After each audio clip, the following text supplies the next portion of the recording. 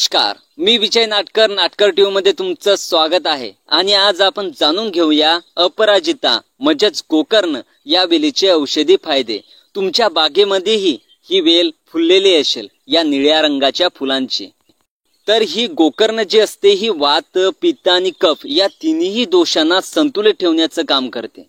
तसेच जर शरीरावर सूज आलेली असेल तर त्या सूजेला कमी करणारी ही वनस्पती। गोकर्ण वेलीला वेगवेगळ्या रंगाची फुले येत असतात, म्हणजे पांढरी फुले असो, लाल फुले असो, केसरी फुले असो, पांढरी निळी कॉम्बिनेशन असणारी फुले असो, तर अशी जी फुले असतात ती फुले येतात आणि त्या फुलांच्या रंगावरूनच या वनस्पतीच्या जाती ठरवल्या गेलेल्या आहेत।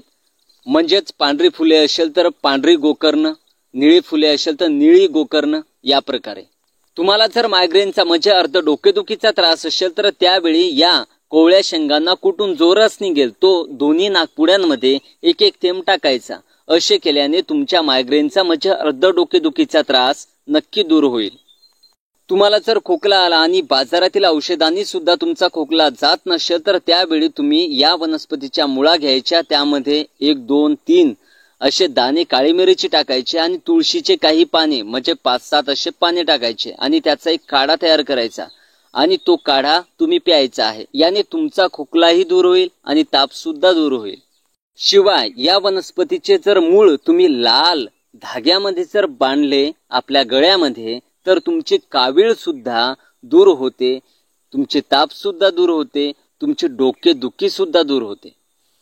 तसेच तुम्ही जर या गोकर्ण वेलीच्या फुलांचा चहा जर प्यायले तर त्यावेळी तुमच्या शरीरातील विषारी द्रव्ये बाहेर पडतात, तुमचे मानसिक रोग कमी होतात, तुमचा जो रक्तदाब असतो मग लो असो या हाय असो तो नियंत्रित राहतो। तसेच रोगप्रतिकार शक्ती सुद्धा तुमची वाढते।